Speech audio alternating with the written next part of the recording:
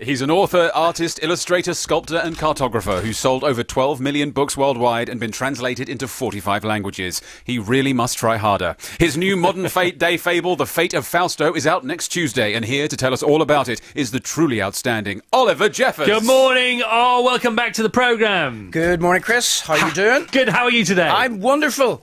Should we leave it at that? Yes. Okay. Right, The Fate of Fausto, another work of art, work of genius, sitting in front of us now. A painted fable by Oliver Jeffers. Where are you with words over pictures? Because somebody, a much wiser person than I, once said that the best words create the best pictures and the best pictures inspire the best words. Well, I think the relationship between words and pictures is one of my favourite things to play with as an artist.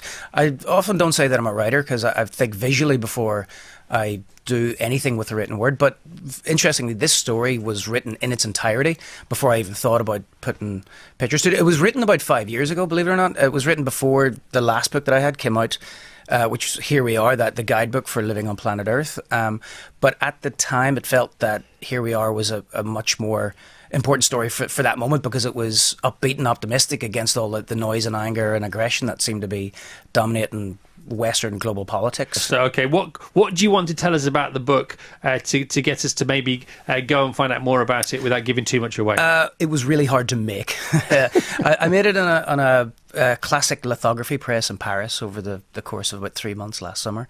And it was a 200-year-old machine that Picasso had used in Murillo and Cézanne back in the day in the 16th arrondissement of Paris. And I'd never really properly used lithography before. And it's like painting with a 4-hour time delay. None of it turned out the way that I thought it would. It was all these like mildly controlled accidents.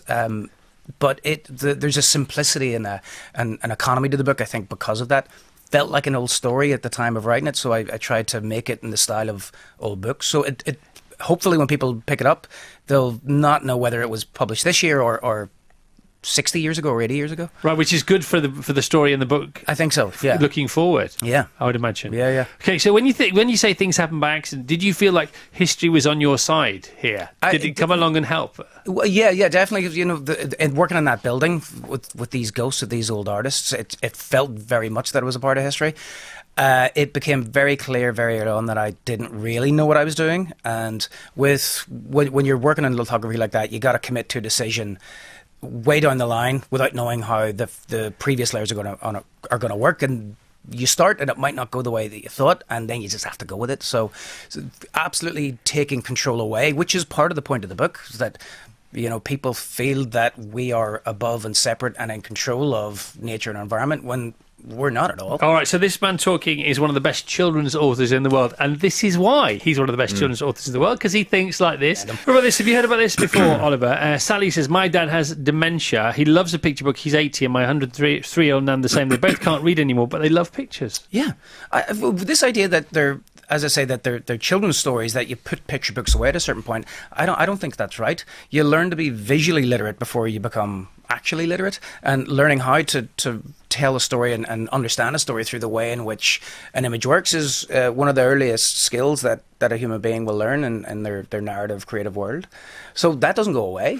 No, and words have been and are cited to be still massively overrated. Linguistics is fine up to a point, but of course, if you draw something, you're not labelling it. If you give a word to it, you label it, and that and that just makes it you feel safer and fear it less, but disguise it more. I've often found that the way that you can spell something out for somebody, you can get the point across, but if you just put the raw elements out in front of them and they link it together themselves, they'll do it in the most powerful way that's relevant for to them. Yeah. And I would always sort of like do a survey when I'm talking to kids and adults, what's their favourite character in all my books, and it's always the penguin. And I realised this a couple of years ago. I was like, the penguin doesn't really do anything or say anything, and I think it's one of the people's favourite characters is because they project onto him whatever they want him to be. Oliver, lovely to see you again. Yeah, you too, Chris. Well done. It's a book that's moved on from the others just because of the stories, the various Oliver Jeffers stories, momentum, stories in the plural there. This is the latest. It's different. It's as good as the rest.